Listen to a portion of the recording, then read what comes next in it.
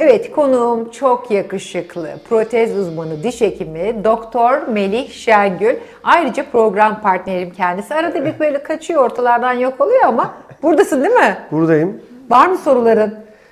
Vallahi Şaşırdım, böyle şaşırtırım işte. ya ben sorayım, tamam. En çok kimlerin dişlerini beğeniyorsun mesela sen? Ay valla Sizin bana sorma, sektörden herkes üstüme saldırır çünkü. Bazı dişler böyle millet yaptırdıkça yaptı, dişler böyle daha da bir çıkıyor. At dişi gibi, hiç hoşuma gitmiyor mesela, yanlış anlamazsan. Sen kimlerin dişini beğeniyorsun? ama hani dişlerini yaptırmış gibi mi konuşacağız Evet, yoksa dişleri yaptırmış ve güzel olan. Çünkü mesela yüz estetiği sonra o dişler tekrar değişiyor falan filan. Bayağı operasyonlar yapılıyor. aslında bence dişlerini yaptırmış olduğu belli olmayıp güzel bir gülüşe sahip olan kişiler diyelim. Evet. Çünkü bu zaten bizim için çok çelişkili bir durum. Şöyle oluyor. Bazı hastalarımız dişlerini yaptırdıktan sonra çok natürel, çok güzel bir gülüşe sahip oluyorlar ama şunu diyebiliyorlar. Ya ben dişlerimi yaptırdım, kimse anlamadı. Daha iyi bir şey. Bazen bazı hastalarımız için çok istenilen bir şey olmayabiliyor bu. Evet, Gerçekten mi? hanımlar için mesela onun belki de komşuları arasında fark edilsin istiyor. Arkadaşlar arasında ortamlarda böyle fark edilsin, O dişlerini zaman öne yaptı. doğru çıkarıp biraz daha böyle... İsteyenler oluyor gerçekten. Yani dişlerimi Gerçekten mi? yaptırdım, kimse anlamadı deyip üzülen hastalarım oldu yani açıkçası. Ya bence de mesela ne kadar tabii, yani insana bir kere özgüven getirip aynaya baktığında şöyle geniş bir gülümseme alıyorsa yüzünü, doğru diş budur diye düşünüyorum. Yanlış düşünmüyorsam. Ben mesela çok dişin yapılımı falan dense çok moralim bozulur diye yani. Aynen öyle, doğru. Tabii ki önemli olan o kişinin yüzüne uygun olan, ona yakışan, yani yüzün geometrik formlarına, şekillerine, gülüş hattına, dudak şekline uyumlu olan bir diş estetiği olması lazım. Bu diş estetiğinden kastım hani dişe estetik bir müdahale yapmak anlamında söylemiyorum. Görüntüsünün estetik olarak belirli normlara uygun olması lazım. O da tabii güzel bir gülüş anlamına geliyor. Bu güzel bir gülüş zaten sağlıklı bir gülmek demek bir kere. Gülmek sağlıklı olmanın bir Belirtisi. belirtisi olduğu için karşı tarafa da, karşı cinse başta böyle güzel olan, yani sağlıklıyım ben imajı verdiği için. Sağlıklıyım. Aynen. Dişlerini.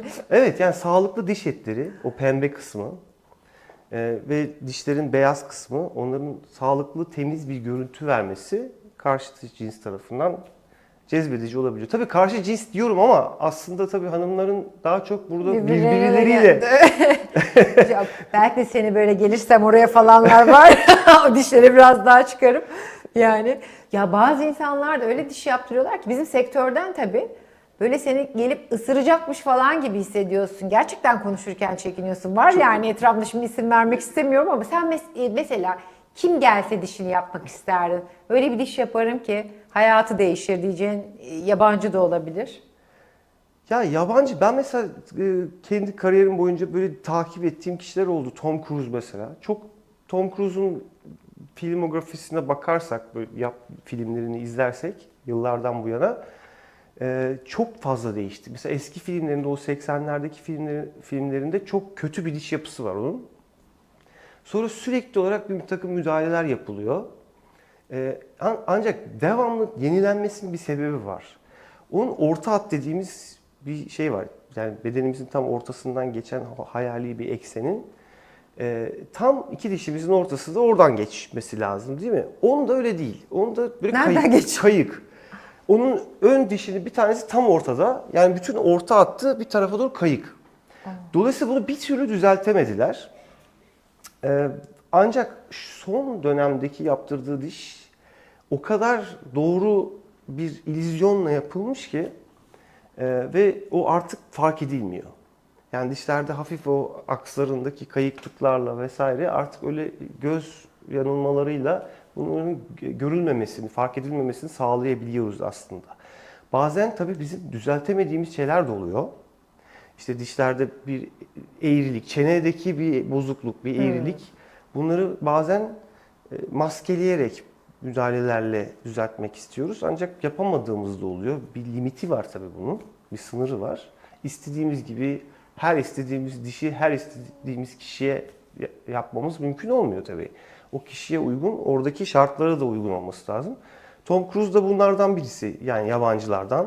Tom Cruise'da yüz estetiği de çok var ama. Yani Öyle dikkat mi? edersen yüzü daha genişledi. Tabii canım, onda dolgu molgu bir şeyler de var bence. Nasıl bir şeye girdiyse. Yaşlanmıyorlar bir türlü bir de. Yaşlanmama değil, dolduruyor, bir şeyler yaptırıyor. Devamlı estetik halindeler, ben sana söyleyeyim yani.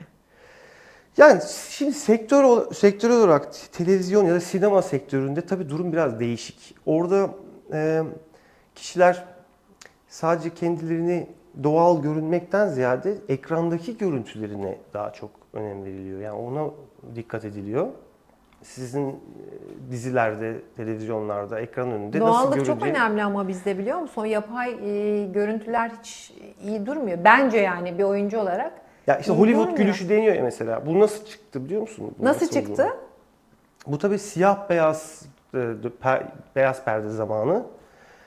Sinemada siyah beyaz olduğu için dişlerin bir beyaz görüntüsü ve onların o zamanlarda böyle şöyle havaya bakarak böyle kocaman güldükleri bir, hatırla o Clark Tabii, Gable tabii. zamanlarını. Ben küçüğüm, hatırlamam der.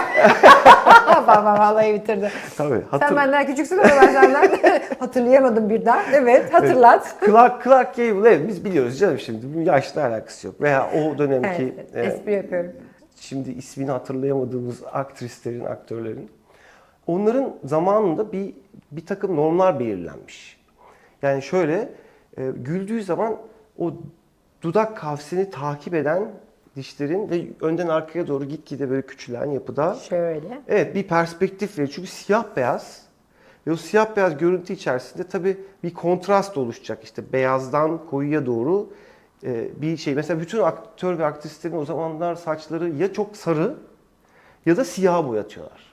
Daha seçilsin diye. Evet, yani beyaz perdede öyle dursun diye. Çünkü siyah beyaz filmler o dönem.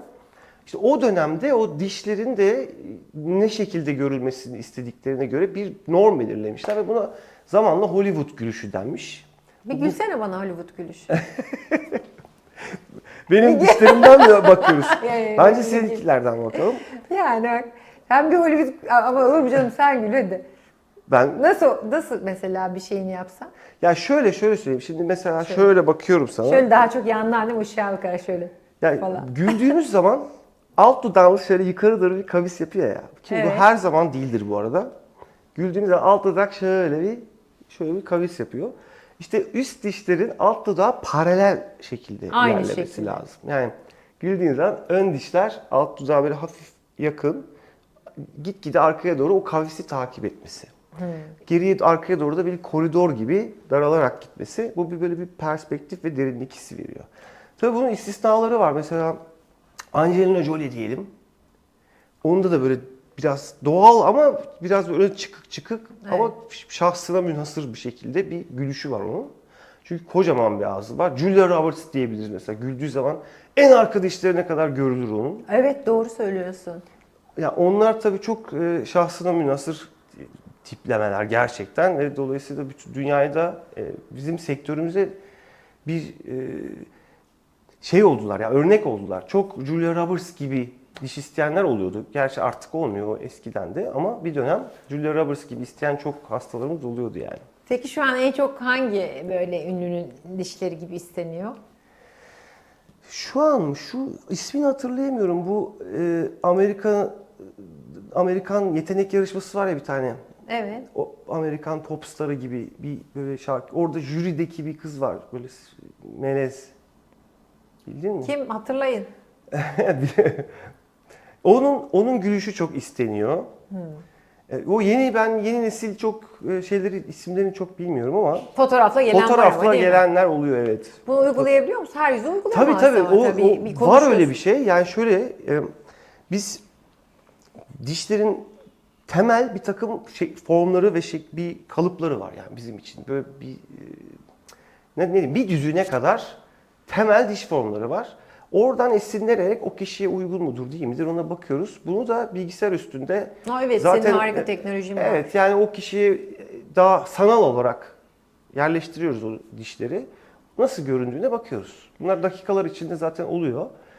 Eğer orada teknik olarak mümkünse Aynı zamanda da o genel normlara, genel o altın oranlar var biliyorsun. Onlara uygunsa o zaman o uygulamayı bir de ağızda görmek mümkün olabiliyor. Sen de yapmıştık hatırlarsan. Evet, yapmıştık, çok da keyifliydi. Mock-up diyoruz buna. Mock-up, mock-up, evet. Çok keyifliydi. Ya ağzına sağlık. Çok eğlenceli bir bölüm oldu. Evet, dedikodu, magazin. Severiz. Biz böyle bir değerlendirme yaptık. Öyle bize dedikodu olmaz. Ağzına sağlık. Teşekkür Bir bölümde ederim. de sizin meslektaşlardan bahsedelim mi? Edelim Kızarlar tabii. mı? Ay edelim, ne olacak canım, biz madem ekran önündeyiz konuşulacağız tabii ki. Normal yani diyoruz.